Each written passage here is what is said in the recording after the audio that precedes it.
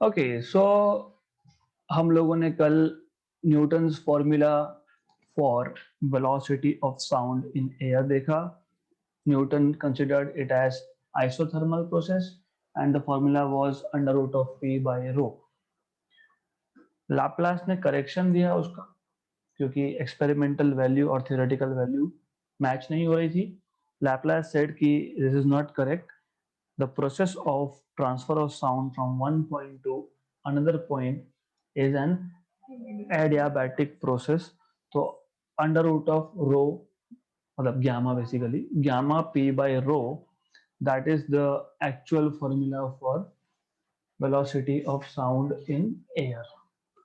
अब क्योंकि यहाँ पे साउंड एयर के थ्रू ट्रेवल करेगा तो there are some factors which are related to air which may affect velocity. क्योंकि एयर है तो अभी एयर है तो एयर के कौन कौन से फैक्टर्स हो सकते हैं? प्रेशर, टेम्परेचर क्योंकि you may have temperature different temperature at different points in air, and humidity right moisture मतलब. So this factors may affect velocity of sound. तो if they affect, under what condition they affect देखना पड़ेगा right. मैं हमेशा नहीं बोल सकता कि हाँ प्रेशर के साथ चेंज ही होगा, हो भी सकता है नहीं भी हो सकता है. So today we are going to discuss factors affecting speed of sound.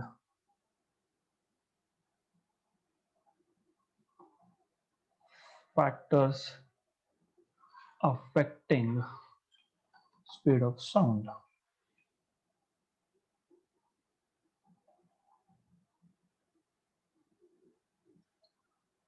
इसमें पहला फैक्टर जो हमको देखना है that is effect of pressure.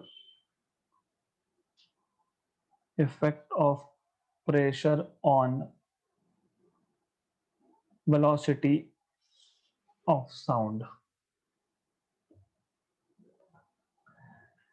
And remember, here onwards, whenever we talk about velocity, accepted formula is with correction. मतलब Laplace का जो formula है, that is accepted. So you cannot use Newton's formula.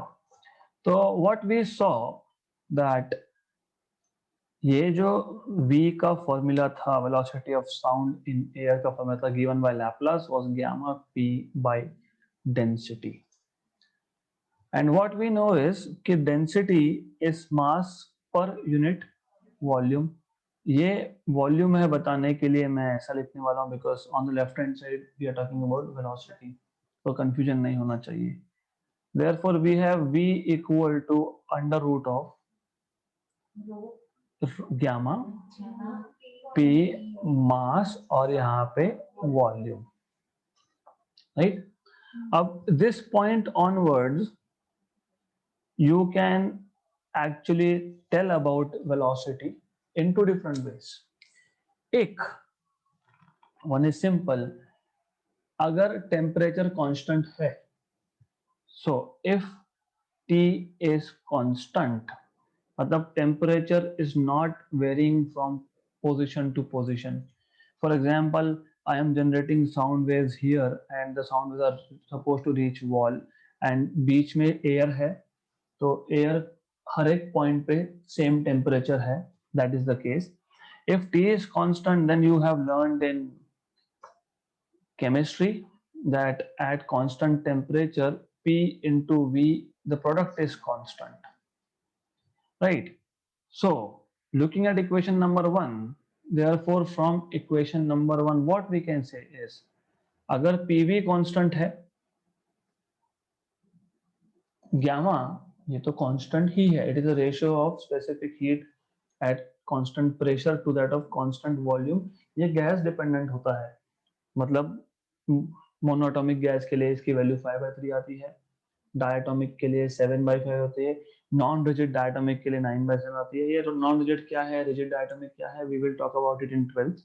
फिलहाल जरूरत नहीं है, फिलहाल सिर्फ ये समझना है कि ये कांस्टेंट है. This value is always constant. Helium के लिए एक वैल्यू, हाइड्रोजन के लिए दूसरी वैल्यू, बट कांस्टेंट वैल्यू. अभी m जो है दैट इज मास, तो ये भी कांस्टेंट है। तो इक्वेशन नंबर वन में सभी कांस्टेंट है, मतलब V इज कांस्टेंट, मतलब V is independent of pressure if temperature is constant. अगर टेम्परेचर कांस्टेंट नहीं हुआ then we will vary with pressure. In that case velocity will be directly proportional to under root of pressure. तो ये जब हम बोलते हैं कि V is constant, तो ये अंडर स्पेसिफिक कंडीशन है, that is temperature is constant.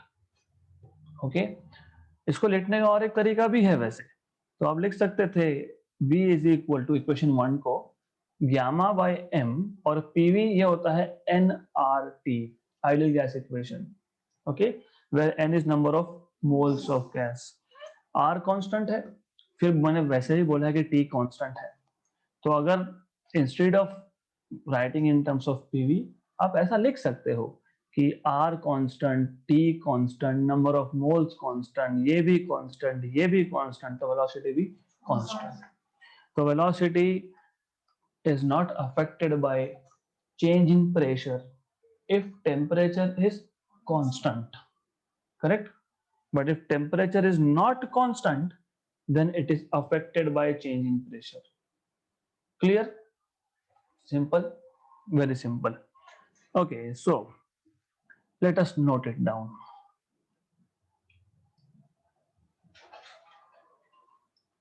So we will save our time in writing in few lectures when there is a lot of theory involved. जहाँ पे ज़्यादा नहीं है, we will write it down. So what we can say is, according to Laplace's formula,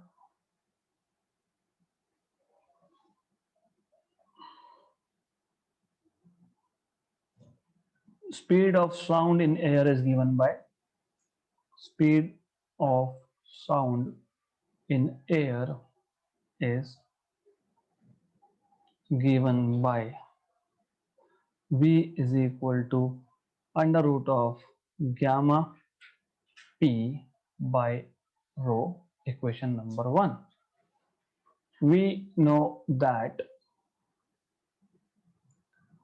rho is mass per unit volume, mention कर देना यहाँ पे, where m is mass of air, because it is, I mean, of course air is mixture of gases, the mass of air, and V is volume of air.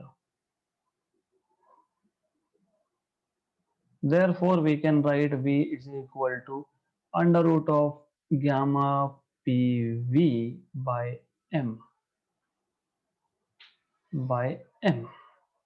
और ये V जो है ये volume का V है, right?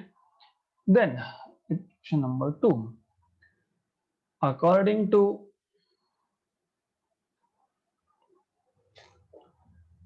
ideal gas equation,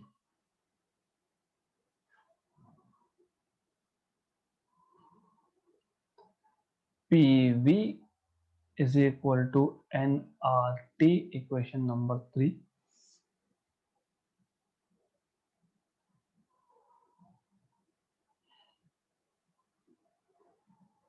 Therefore, from equation number 2 and 3, you will have V, that is speed of sound, equal to under root of, as you can see here, gamma nRT by m, correct? So here gamma, n, r and m are constants. If T is also a constant, then V will be constant. Therefore, velocity of sound in air is independent of pressure, is independent of, I would rather say, change in pressure, independent of change in pressure if temperature is constant or temperature is same everywhere. That's it. इतना explanation देना is sufficient. मतलब ultimately what we need to know कि pressure पे depend कब करेगा, जब temperature change होगा. जब टेम्परेचर चेंज नहीं होगा तो प्रेशर पे डिपेंड नहीं करेगा, क्योंकि ये क्वेश्चंस एमसीक्यू के फॉर्म में भी आ सकते हैं. And from next test onwards अब ये भी होगा, क्योंकि अब तक क्या चल रहा था, इफ यू हैव नोटिस्ड, अब तक के सारे टेस्ट पेपर जो कुछ क्वेश्चन बुक में है उसी में से आ रहा था. Now I will start preparing my own MCQs from theory. तो नाउ यू एक्सपेक्ट दिस कि ऐसे क्वेश्चंस भी मैं डालूंगा. Okay, so you need to know pressure कब चेंज, वेलोसिटी प्रेशर पे कब डिपेंड करेगा, जब टेम्परेचर कांस्टेंट नहीं होगा. और इंडिपेंडेंट ऑफ प्रेशर कब होगा, जब टेम्परेचर कांस्टेंट होगा. Good. Then B. Now we need to see effect of temperature, effect of temperature on speed of sound. वैसे हम तो डायरेक्टली इस इक्वेशन से बोल ही सकते थे. वी कुड डायरेक्टली से कि v is proportional to under root of t, है ना. From this equation you can directly से speed is directly proportional to square root of temperature. मतलब टेम्परेचर बढ़ेगा तो स्पीड बढ़ेगा. Right, good.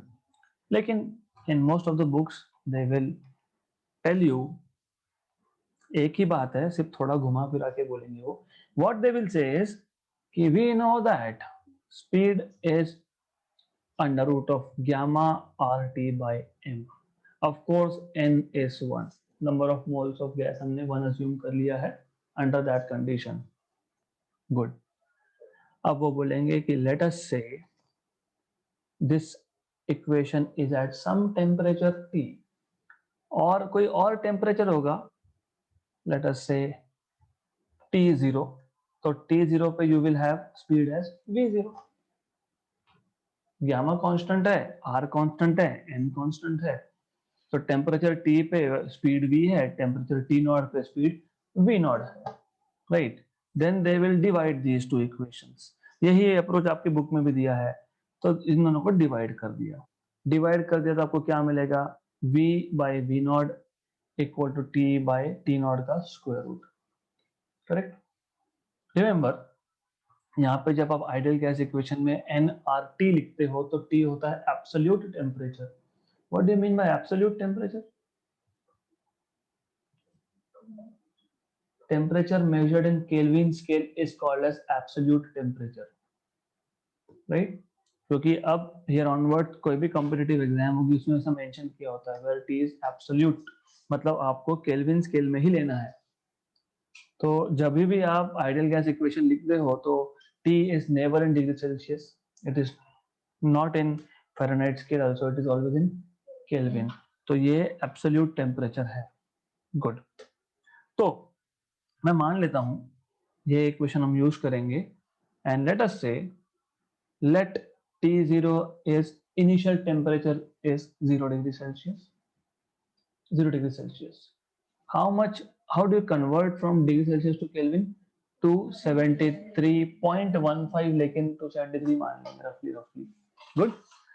तो T डिग्री जो आएगा, T को डिग्री सेल्सियस में लिखोगे तो 273 प्लस, अभी मुझे वैल्यू नहीं पता ना, 20 डिग्री पता होता तो फिर 20 में 273 ऐड करता, 10 पता होता तो 10 में 273 ऐड करते.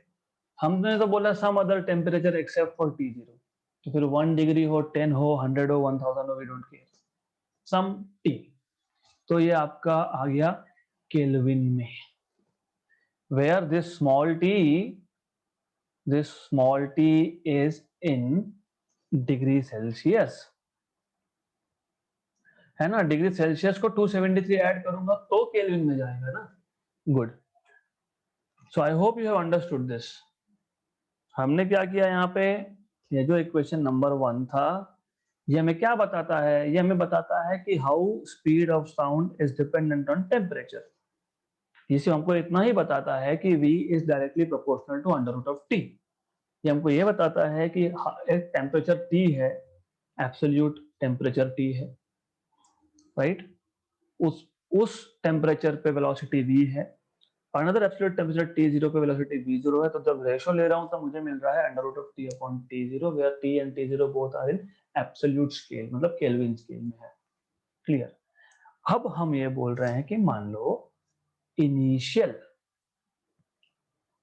Temperature T0 is 0 degree Celsius. What is 0 degree Celsius? 273 Kelvin. ऐसा क्यों माना? ऐसा इसलिए माना क्योंकि हम लोगों ने कल के लेक्चर में जो 332 ये वैल्यू जब हमने फाइंड की थी, तो normally that is at 0 degree Celsius, मतलब एट 273 केल्विन।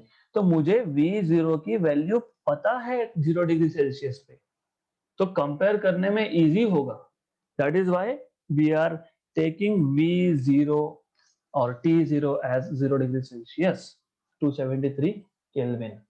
पता तो कंपेयर कैसे करेंगे जब पता ही नहीं है।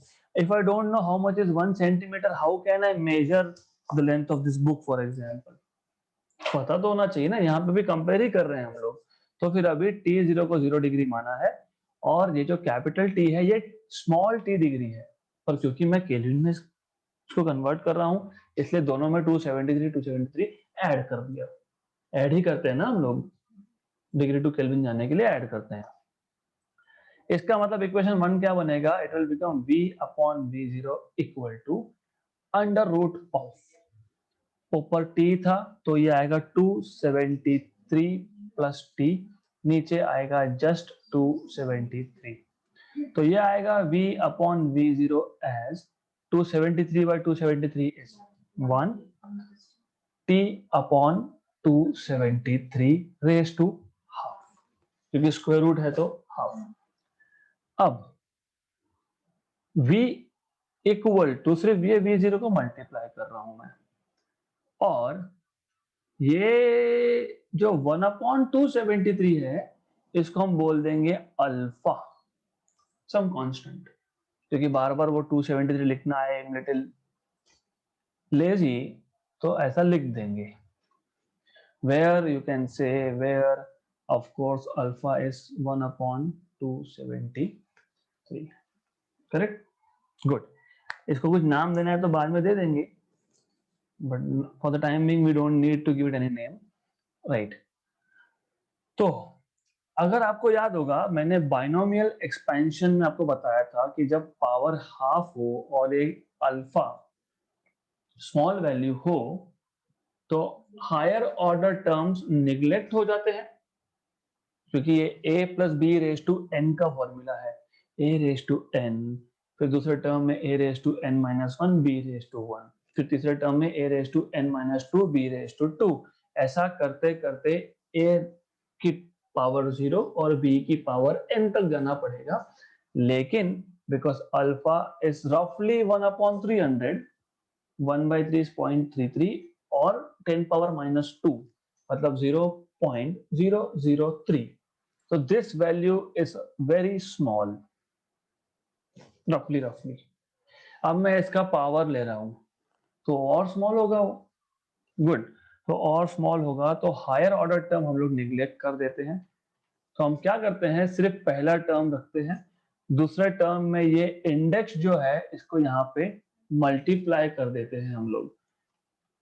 तो by using binomial expansion you will have v0 1 plus half alpha t। वापस से पावर में हाफ लिखना नहीं, एक बार हो गया।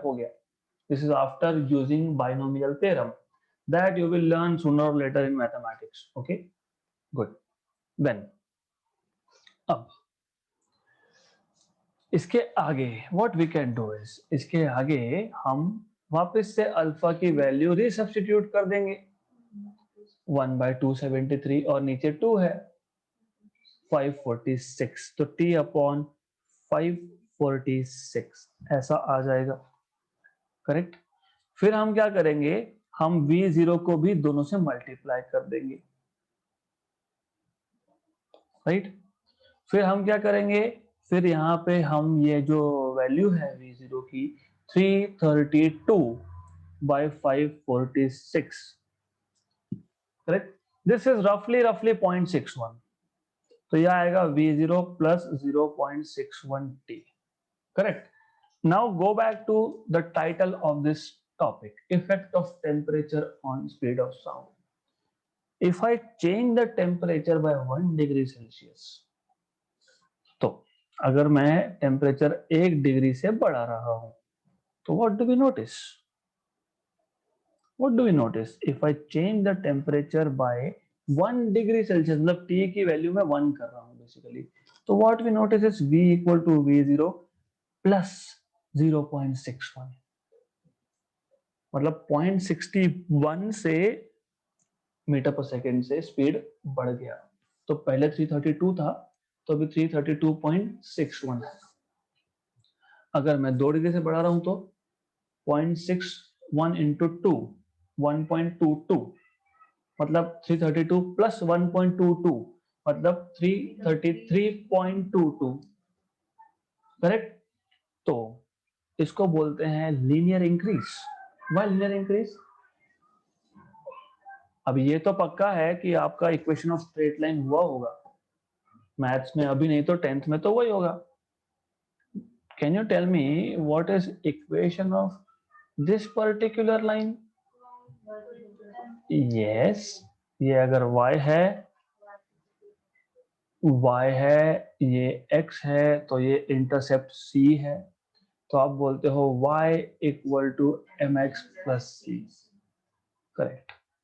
हम क्या देख रहे थे, effect of temperature on speed, तो मैं y को हटा देता हूं यहां से और मैं यहाँ पे x को भी हटा देता हूं। मैं बोलता हूं कि ये v है, ये टेम्परेचर t है, तो ये v, ये c क्या होता है, y इंटरसेप्ट, राइट, मतलब value of y at x equal to 0, correct, good. तो हमारे इक्वेशन में value of v at t equal to 0 क्या था, वो v0 332 v0 था ना, right.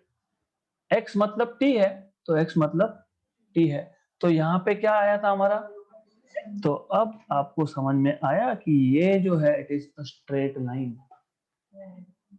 Straight line cutting velocity axis at v0 value when t was 0, मतलब 0 degree Celsius पे जो स्पीड था वो हो गया y इंटरसेप्ट, मतलब v intercept in this case. तो इसको इसलिए मैंने बोला कि it varies linearly with temperature, है ना, क्योंकि स्ट्रेट लाइन है तो लीनियर ही बोलोगे ना। अगर ऐसा होता तो फिर आप बोलते something like quadratic in nature, जो भी होगा, है ना। अगर ऐसा होता तो आप बोलते पैराबोलिक इन नेचर, करेक्ट। तो what we have learned that with increase in temperature velocity increases linearly, hence the equation turns out to be equation of a straight line cutting velocity axis at some initial मतलब intercept, that is v0, that is the value of speed of sound at 0 degree Celsius. Clear, right? यहां तक भूलने का काम नहीं होना चाहिए। In any case, I am going to repeat it.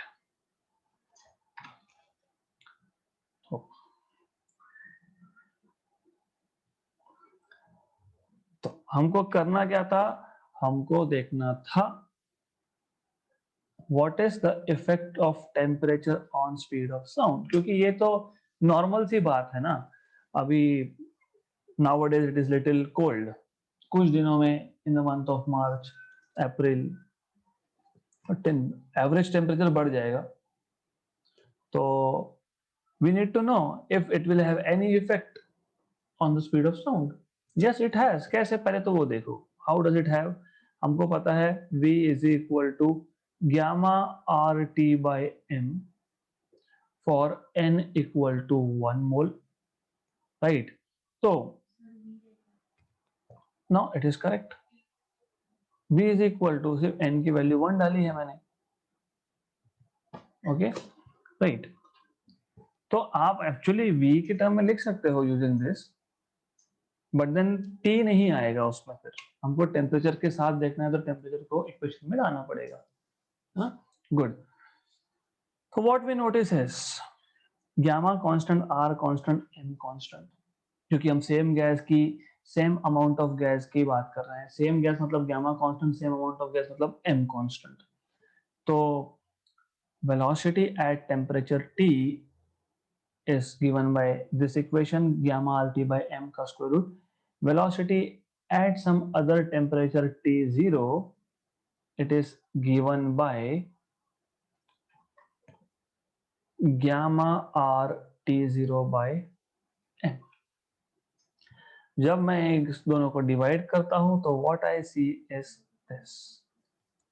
Now if I assume that initial temperature was 0 degree Celsius, मतलब 273 Kelvin, then I have T as 273 plus T Kelvin, where T, small t, is in degree Celsius.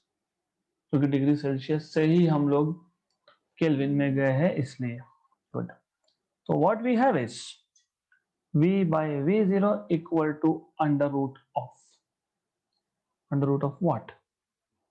273 plus T upon 273. तो V equal to V0, 273 by 273 is 1 plus 3 raised to half. That means if I apply binomial theorem, यहाँ पे सिर्फ ये index जो है नीचे second term से multiply कर लेना, तो ये आपको मिल जाएगा V0 plus V0 T by 546. Now we know what is speed at 0 degree, 332. Or now we know that this is 0.61 roughly. So for 1 degree change in temperature, the value of velocity will increase by 0.61, right? Which means velocity of sound depends linearly on temperature, where V0 is V intercept, मतलब it is basically initial value of velocity. Initial value मतलब at temperature 0 degree Celsius. तो graph तो book में दिया नहीं है आपको, लेकिन हम लोग ड्रॉ करेंगे, और अगर आप ग्राफ ड्रॉ करोगे तो आपको समझेगा कि this is something like this. तो यहाँ पे वेलोसिटी, यहाँ पे temperature. Correct. Straight line not passing through origin. अगर straight line passing through origin होता, इसका मतलब 0 डिग्री पे आप सुन नहीं पाते. क्यों नहीं सुन पाते? क्योंकि what it means? It means this. What it means? It means V0 is 0. इसका मतलब 0 डिग्री टेम्परेचर हुआ तो sound will never be able to travel from one point to another. हाँ, तो फिजिक्स को ऐसा ग्राफ से निकालना पड़ता है, तब जाके कुछ अच्छे से कर पाओगे. तो यू हैव टू अंडरस्टैंड. और इसका तो और भी अलग मतलब होता है. फिर नेगेटिव टेम्परेचर पे तो मतलब I don't know what you will say at negative temperature. जैसे sound travels in backward direction, ऐसा कुछ नहीं होता. Sound never travels in backward direction. Okay, so that's it. And since we have time today, we will write this down.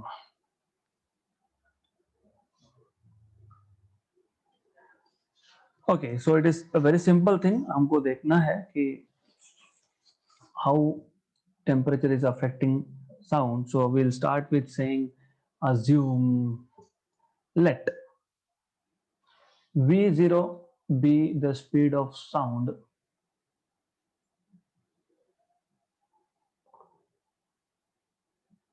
at temperature T0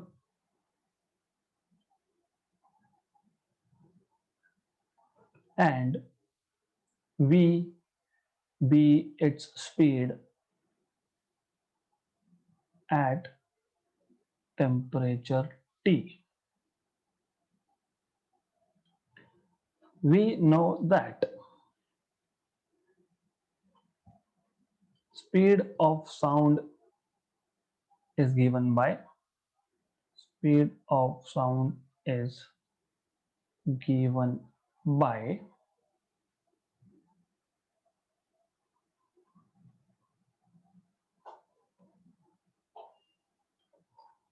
V equal to under root of gamma RT by M for 1 mole of gas, right? Also, you can write V0 equal to under root of gamma R T0 by M.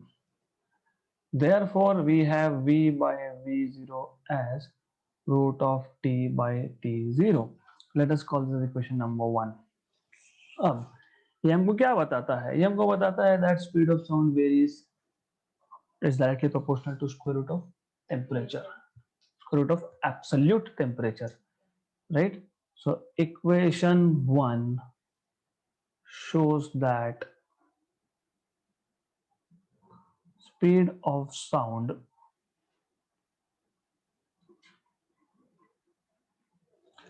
is directly proportional to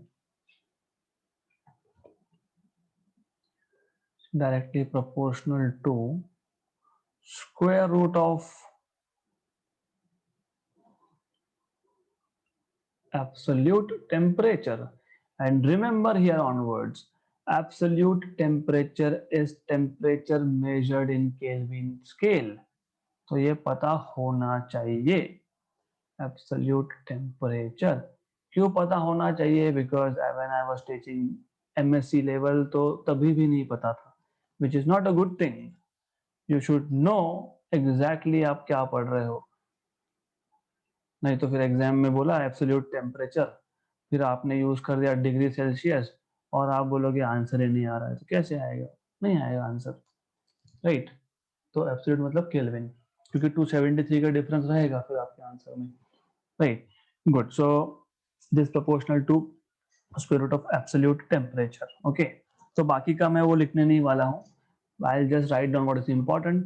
So let T0 is 0 degrees Celsius, which will mean it is 273 Kelvin. Okay, so 273 Kelvin, and T will be 273 plus small t Kelvin, where small t is in degree Celsius, okay, good. यहाँ तक हो गया. Therefore, equation number 1 becomes V by V0 equal to under root of T. T is 273 plus T upon 273. Therefore, V equal to V0 273 by 273 plus T upon 273 raised to half. So, therefore, V is equal to V0 1 plus 273 raised to half. Then we will say let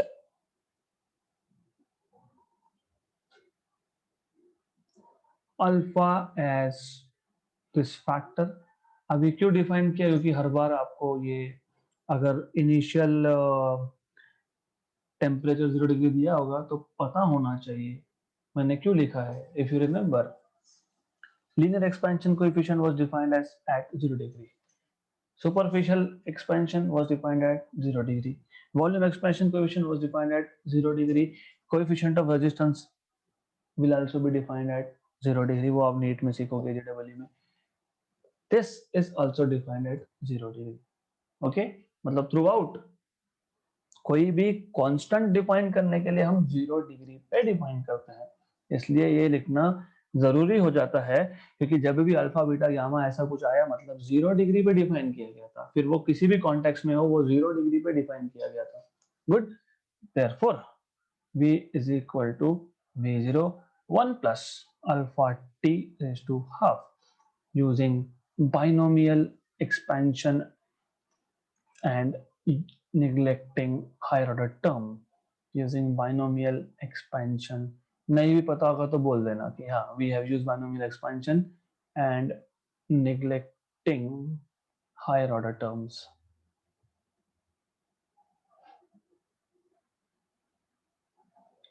So therefore v is equal to v0 1 plus alpha by 2 times of t. Therefore v is equal to v0 plus v0 alpha by 2t, and therefore v is equal to v0 plus v0 की value 332, alpha 1 by 273 into 2 is 546t. Therefore v is equal to v0 plus 61t. Okay, good. Thus equation number 2 shows that ज्यादा लिखना नहीं, वो 1 degree change के लिए इतना ये होगा. ठीक है, वो तो समझ में आ रहा है ना कि 1 डिग्री अगर t की वैल्यू 1 डिग्री डाली तो फिर 0.61 से इंक्रीज होगा. वो हमको समझ में आता है क्योंकि बीच में प्लस है. माइनस आता तो इसका मतलब होता with temperature velocity is decreasing. बीच में प्लस है मतलब it is increasing with increase in temperature. Thus velocity of sound varies linearly with temperature. यहाँ पे एब्सोल्यूट टेम्परेचर लिखना नहीं, ये हमने डिग्री सेल्सियस में लिया है. Correct. and its graph is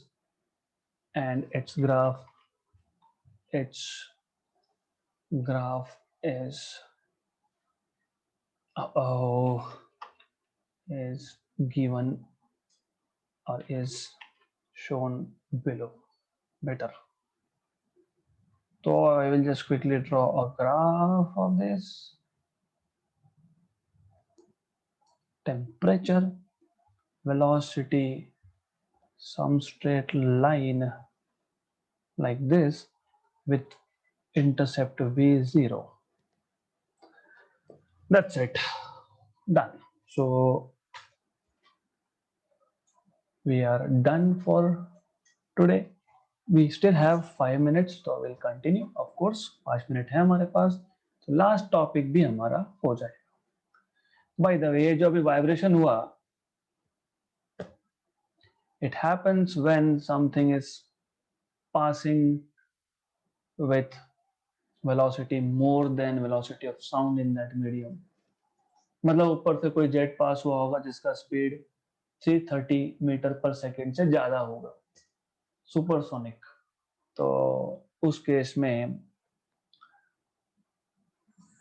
you get something like this. Okay, तो that is much more in detail. वो आप देखोगे, मैक नंबर बोलते हैं उसको, वो हम नीट JEE में डिफाइन करेंगे. Mach number basically tells you कि how many times was the speed of that object compared to speed of sound in that medium. तो ऐसा वाइब्रेशन जनरेट होना मतलब something has passed with speed greater than speed of sound in that medium. Okay, good. So last effect that we want to see is effect of humidity. Humidity मतलब moisture. Okay, so effect of humidity on speed of sound. ये easy है, this is simple, very simple. क्यों? हमको पता है, what we know is V is equal to under root of gamma p by density, correct. अब अगर air moist होगा तो डेंसिटी अलग होगा, pressure will remain same, okay. अगर एयर ड्राई होगा तो डेंसिटी वहां पे अलग होगा, right, okay. What is the difference? Only density. तो मॉइस्ट एयर मतलब जिसमें वाटर वेपर ज्यादा क्वांटिटी में है उसको बोलते हो moist air, moisture, right, good. Dry air मतलब when you don't have water vapour, that is dry air, good. तो अब जब मैं इन दोनों को डिवाइड करता हूं तो what we notice is Vm by Vd, velocity in moist air upon velocity in dry air is equal to rho d upon rho m, correct, मतलब इनवर्सली प्रोपोर्शनल है, good. Then you should know, what you should know, किसका density ज्यादा, density of dry air ज्यादा या density of moist air ज्यादा, ये पता होना चाहिए। Density of what is greater, density of dry air is more than moist air. आप बोलेगे ऐसा कैसा, मॉइस्ट एयर तो उसमें वाटर मॉलिक्यूल होते हैं, हमको ठंडा ठंडा लगता है उसमें, तो how come it is less denser? Dry air का डेंसिटी ज्यादा होता है, लॉजिक। हमारे पास एयर मास मतलब मास ऑफ एयर सेम है, जितना एयर पहले था उतना एयर अभी है, क्लियर। मॉइस्ट मतलब क्या कि वाटर मॉलिक्यूल्स, मतलब क्या, मतलब ये कि molecules are closer to each other, let us say something like this, ऐसा कुछ है, राइट। तो मॉलिक्यूल्स आर क्लोजर, राइट, तो डेंसिटी तो बढ़ना चाहिए फिर, डेंसिटी बढ़ना चाहिए ना, फिर कम कैसे हो गया? Density depends on what? Mass upon volume, volume भी कंसिडर करना पड़ेगा। तो you just need to remember this now कि density of dry air is greater than moist air. Moist air का डेंसिटी होता है, if I am not wrong, around 0.8, और dry air का होता है 1.29, हमने कल ही देखा था। एनटीपी पे जब हम वेलोसिटी निकाल रहे थे तो डेंसिटी ऑफ एयर हमने 1.29 लिया था, तो definitely dry air 1.29 is greater than 0.8 which is moist air, okay, good. तो व्हाट वी कैन से कि ये जो फैक्टर है rho D by rho M, ये ग्रेटर देन 1 है, और square root of greater than 1 भी ग्रेटर देन 1 ही आता है। इसका मतलब Vm बाई Vd ये भी ग्रेटर देन 1 होगा, मतलब Vm will be greater than Vd, मतलब velocity of sound in moist air is greater than that in dry air, right, good. So this was the last factor affecting speed of sound. So what I'll do is I'll write down required theory here and upload. So we'll stop here and we'll continue this point onwards in the next session.